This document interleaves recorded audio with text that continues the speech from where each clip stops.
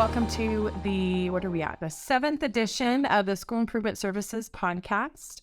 My name is Gretchen Bruner, and I'm the Executive Director of School Improvement Services. And with me again today, Sean Aker, our Student Success Act Coordinator, and we are excited to share a number of things with you today that are coming up.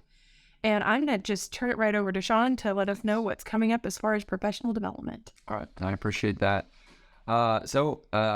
We are continuing to reach out to folks who are leading and or implementing many of the programs that the cross-functional team or the Student Success Act Technical Assistance Program is implementing across the region. So we're continuing to gain perspectives from folks and learn about the impact that people are making through and beyond the supports that we're providing. So just kind of getting right into it here. May is Mental Health Awareness Month. Did you already know that? I don't know that I did. I think I knew that, but there's so many things that go on every month on some of those calendars. It's definitely an important one, and it makes a lot of sense, specifically for educators. Right, and this is a big one, and there's so many resources. There's so many resources available. One of the things that Miranda Tucker, one of our specialists, pulled together, and I don't know if she pulled it together or if she found it on the Mental Health National. I'm not sure if that's correct, but I linked it into the notes here. There's a 31-day at a glance for May, ways to make the world around you work for your mental health. So it's just a calendar. So it's like every day a person could do something. So powerful. Click that in the notes and yeah, you can download that calendar. So it's a copy of a scan. I could not find it on the site. So it's a copy right now. It's a scanned copy, but I'll update the link in the notes because I think we link the notes, right? We do. Okay. Yeah. You get a whole kind of cliff note. You get those notes. Yep. Thank you, Courtney. All right.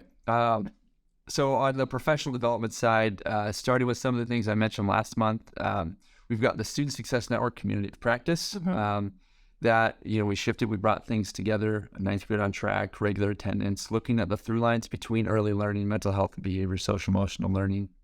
We're kind of bringing that all together. And so that's going to be next Wednesday, May 3rd. So the registration link is here. There's also math curriculum support. We have a link available for that. Just want to call that out. In the past, we haven't really been doing a lot of curriculum implementation support. We've just been hosting a couple of workshops. And across our region and beyond our region, we've really had people do the virtual caravans and come to our in-person curriculum fair, but we've also regionally we've had several districts reach out specifically for visioning and following that true curriculum adoption process. Nice. So that's been really good. A lot of good praise from our folks who are doing that. So on the 4th, we have this. It's called the Collaboration for Summer and Expanded Learning, and I mentioned it last time. We do. This is leftover. I forgot to. We'll have Remy edit this. Right. So I have a list. I'm going to get back to that one. May 4th, we have the Rural Regional Gathering, and then May 10th, we have the school-wide mental health professionals job like school counselors and mental health professional job like. Couple things to call to attention. On the 4th, this is the Collaboration for Summer Solutions.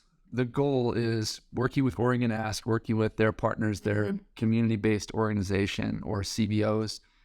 We're bringing districts and CBOs together to identify the assets that are in place and make sure that if any district has kids and families that want to engage in summer opportunities, those are in place, regardless of where the funding. And it'll be super important just because the funding has changed, right? So it's really important for those partnerships to look at, and to foster differently going forward. Yeah. So that's going to be, it's just an afternoon.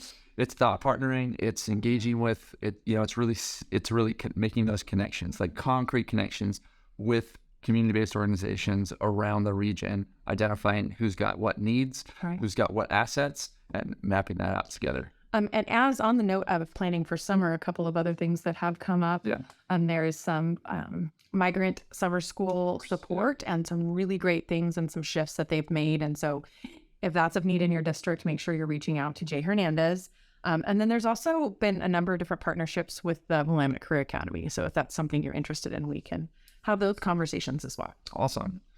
So just a couple, I've got three more things in terms of professional learning two more things of professional learning. The QPR, question, persuade, refer, suicide prevention. That's huge. If you haven't registered for that, I'm not sure actually if it's even open. Usually that fills up. So I'm not sure where we're at in terms of the numbers on that one, but the link is in there. If you can't get into it this time, not that big of a deal. We will continue to host QPR trainings, and we have facilitators that might be able to help out locally. Great. So the last PD opportunity, and this is really big. This is really big.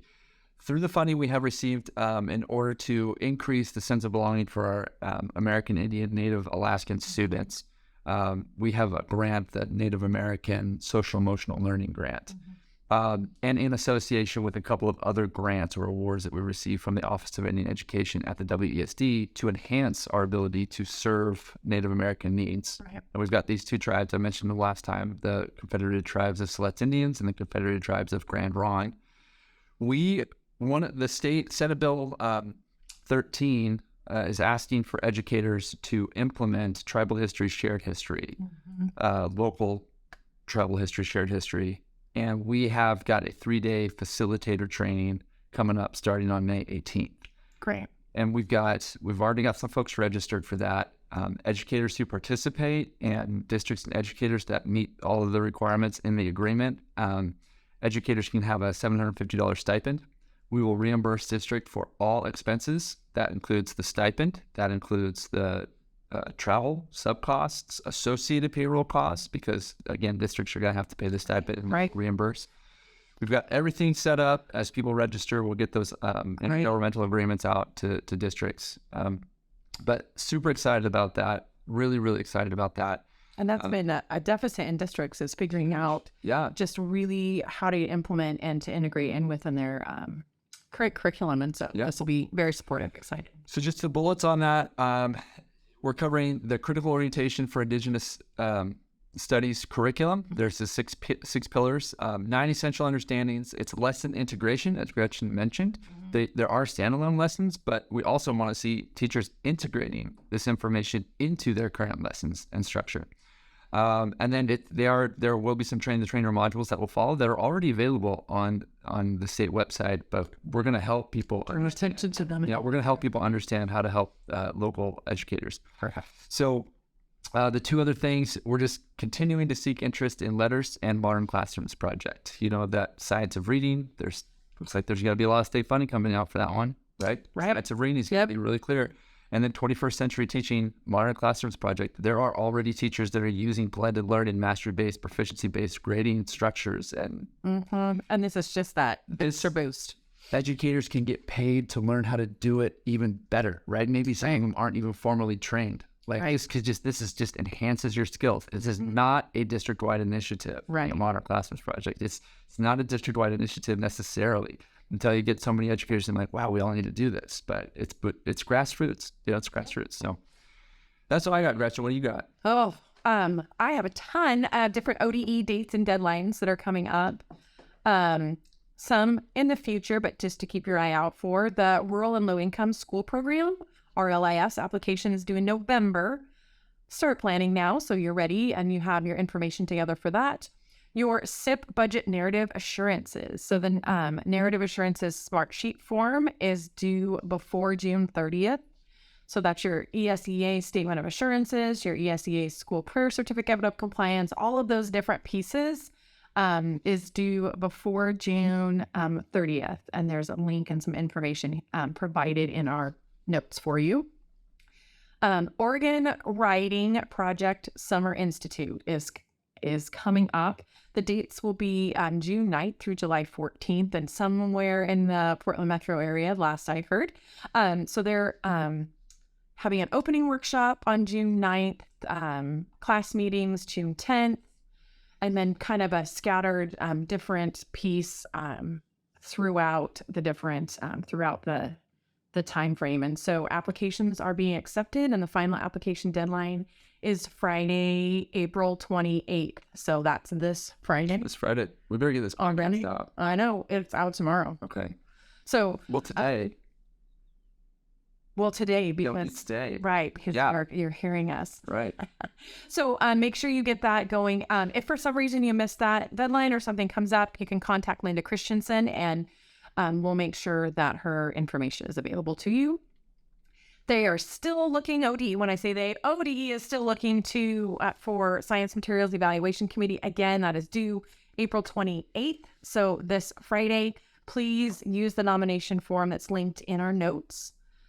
Don't forget about a number of grant opportunities, specifically Community Investment Grant, Future Ready Oregon, Re-engagement Opportunity. There's a ton of different things out there for this next coming year. Next is around TAG. So changes in the talented gifted realm, if you will. And a lot of questions. There is TAG plans are due on May 1st for the submission deadline. And there's been a lot of feedback to ODE about we're just not ready to turn it in. And there's all of these pieces. We're trying to learn this new system and trying to create things all in the midst of all of these other plans that we are working on. And so in there, in the spirit of understanding, there is a request link for an extension. If you would need an extension, they're approved as long as the proposed submission falls on or before June 16th. So if you have any questions, Angela Allen is your contact. Her email is linked in our notes, as is the smart sheet to formally submit your extension request.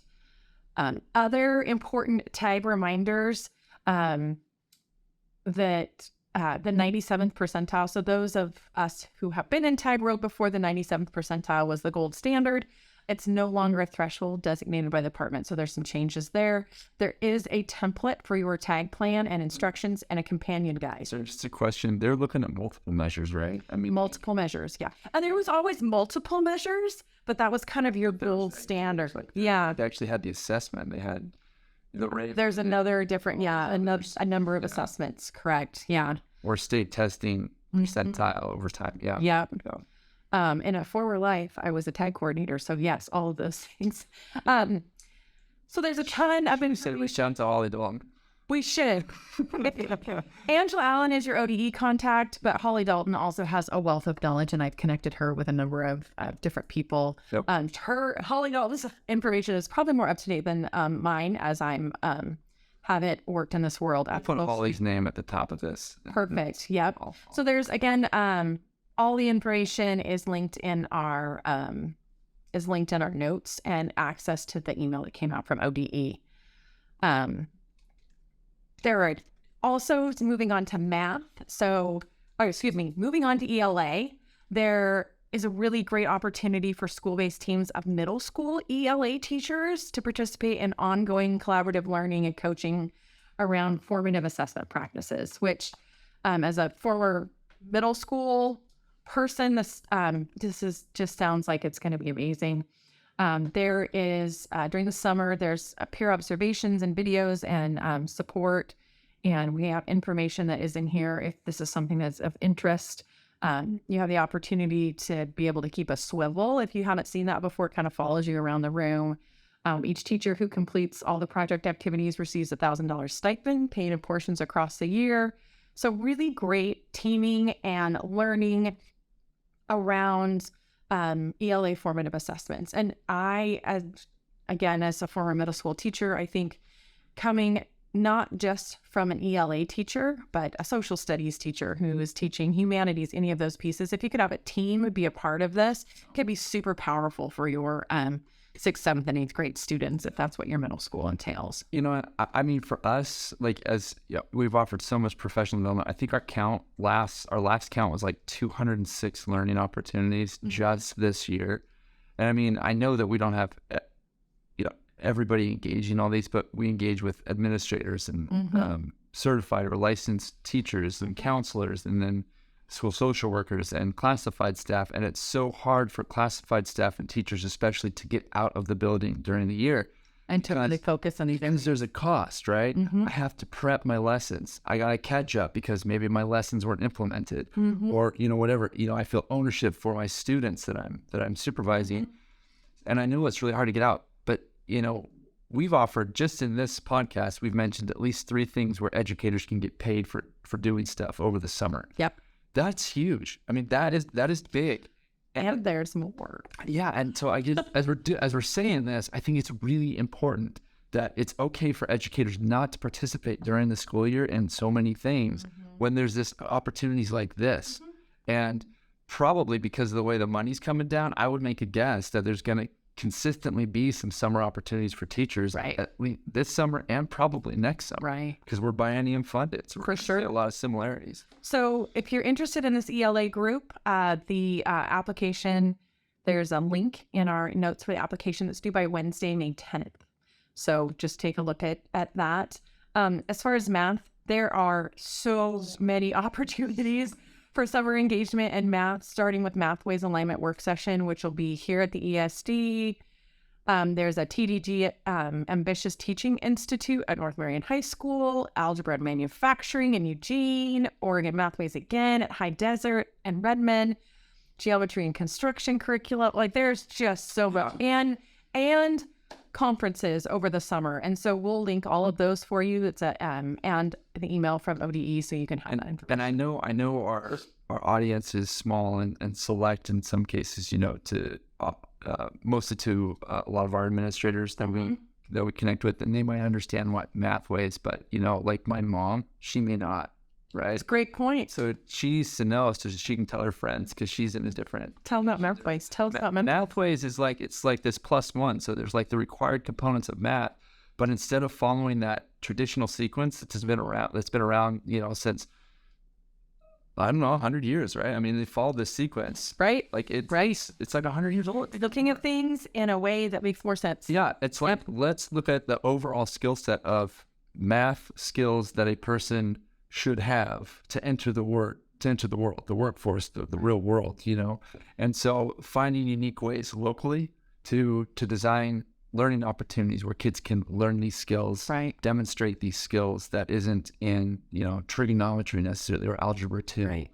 So that's it. I mean, that's verbal skills. That's probably the best description, but.